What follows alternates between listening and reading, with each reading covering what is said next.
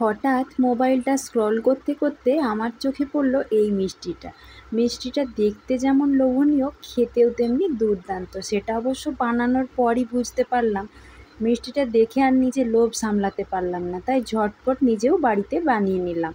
আর আমি কিছু বানাবো, আপনাদের সাথে শেয়ার করব না তা কিভাবে হয়, আর আপনাদের সঙ্গেও শেয়ার করলাম।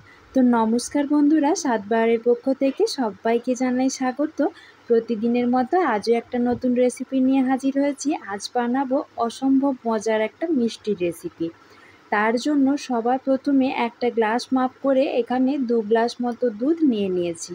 দুধটা ফুটতে শুরু করলে আমি যে ছানা কাটানোর পাউডার হয় সেটা হাফ চামচ মতো দিয়ে দিচ্ছি। এই দুধটার আমি ছানা তৈরি করব। পাউডারটা দেবার পর এভাবে চামচ দিয়ে হালকা করে হাত দিয়ে নাড়াতে থাকলে দেখা যাবে দুধটা আস্তে আস্তে ছানাতে পরিণত হচ্ছে। আমি এখানে ছানা কাটানো পাউডার দিয়ে ছানাটা কাটালাম। আপনারা চাইলে ছানাটা কিনে এনেও বানাতে পারেন বা ভিনিগার দিয়ে হোক, লেবু দিয়ে হোক কাটিয়ে নিতে পারেন। আর একটু ছানা কাটানো পাউডার দিয়ে দিলাম, কেননা দুধটা এখনও ঠিকঠাক মতো ছানা কাটছিল না, সেই জন্য। দেখুন দুধটা কিন্তু পুরোপুরি ছানা কেটে গেছে। এবার আরেকটু ভালো করে চামচ দিয়ে ভালো করে দুধটা নাড়িয়ে নিচ্ছি, যাতে দুধটা পুরোপুরি ছানাতে পরিণত হয়ে যায়। ছানাটা কাটিয়ে নেওয়ার পর আমি সাথে সাথে একটা বড় স্ট্রেনারের মধ্যে ছানাটা ছেঁকে নেব। ছানাটা কিন্তু এভাবে কাটিয়ে নেওয়ার পর ছেঁকে নেবারই চেষ্টা করবেন, তা না হলে ওই জলটার মধ্যে ছানাটা বেশিক্ষণ থেকে গেলে ছানাটা কিন্তু শক্ত হয়ে যাবে। এবার ভালো করে চেপে চেপে ছানার থেকে জলটা কিন্তু বার করে দিতে হবে। আপনারা চাইলে কিন্তু কাপড় দিয়েও চিপে জলটা বার করে দিতে পারেন। এখন ওই জল ঝরানো ছানাটা আমি একটা প্লেটের মধ্যে নিয়ে নিচ্ছি। আর তার সাথে দিয়ে দেব 3 চামচ মতো চিনি। যেহেতু মিষ্টি বানাচ্ছি চিনিটা একটু বেশি দিতে হবে, তবুও আপনাদের যদি আর একটু কম দিতে ইচ্ছে করে দিতেও পারেন।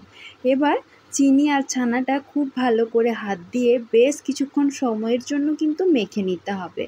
আমি প্রায় 10 মিনিট মতো ছানাটা এভাবে হাত দিয়ে মেখে নিয়েছি। দেখুন ছানাটা কিন্তু এখন অনেকটা নরম হয়ে গেছে। এই রকম ছানাই আমার মিষ্টিটা বানানোর জন্য কিন্তু দরকার।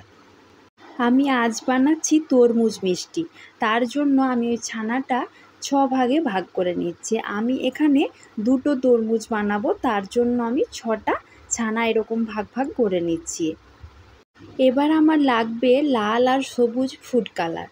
ফুড কালারটা একটু সামান্য জলের মধ্যে নিয়ে গুলে নিচ্ছি, একদম অল্প জল, না হলে কিন্তু ছানাটা অনেকটা আবার নরম হয়ে যাবে। এবার তার মধ্যে রেড কালারটা দিয়ে ভালো করে একটু গুলে নিচ্ছি।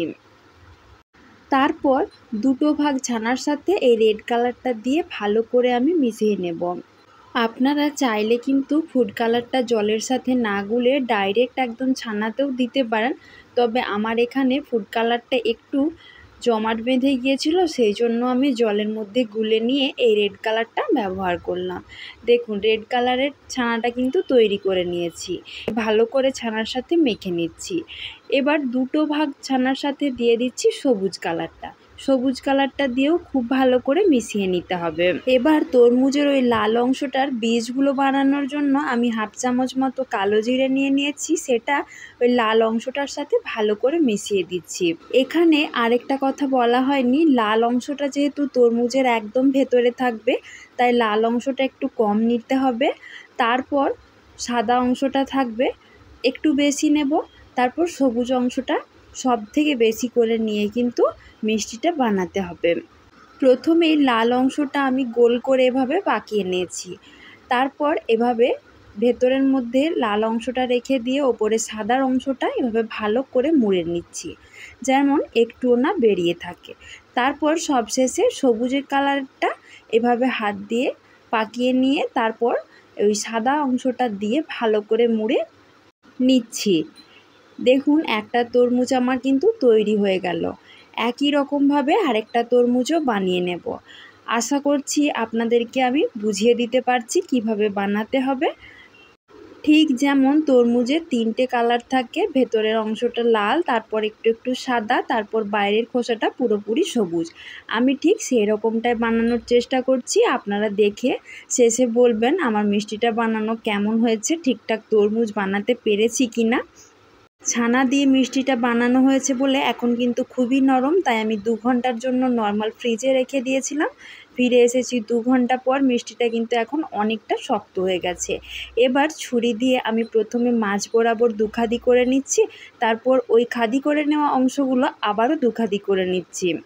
মোট 4টে করে অংশ আমি বানিয়ে নেব। শুধুমাত্র ছানা আর চিনি দিয়ে বানানো এই তরমুজ মিষ্টিটা খেতে কিন্তু দুর্দান্ত হয়েছিল, আর দেখতে এতটা আকর্ষণীয় যে বাচ্চা থেকে বড় যাকে দেন না কেন সবাই কিন্তু খুবই আনন্দ করে খাবে। দেখুন তো বন্ধুরা, এটা দেখতে কতটা সুন্দর লাগছে। সত্যি কি তরমুজের মতো মনে হচ্ছে? আপনারা কিন্তু কমেন্ট করে জানাবেন। আমি চেষ্টা করেছি, জানি না কতটা বানাতে পেরেছি। তার সাথে আমার আজকের এই তরমুজের রেসিপিটা যদি আপনাদের ভালো লাগে তাহলে অবশ্যই একটা লাইক করবেন, আর সবার মাঝে বেশি বেশি করে শেয়ার করবেন, যাতে সবাই এই লোভনীয় মিষ্টিটা দেখে বাড়িতে বানাতে পারে। আর যে সমস্ত বন্ধুরা আমার চ্যানেলটাতে প্রথমবারের জন্য এসেছেন তারাও প্লিজ চ্যানেলটাকে সাবস্ক্রাইব করে দিয়ে আমার পাশে থাকবেন। আর যারা অলরেডি চ্যানেলটা সাবস্ক্রাইব করে দিয়েছেন তাদেরকে জানাই ধন্যবাদ। আজকের মতো এই পর্যন্তই। খুব তাড়াতাড়ি আবারও দেখা হবে নতুন কোনো রেসিপি নিয়ে। সবাই ভালো থাকবেন, সুস্থ থাকবেন। আমার ভিডিওটা পুরো দেখার জন্য সবাইকে জানাচ্ছি ধন্যবাদ।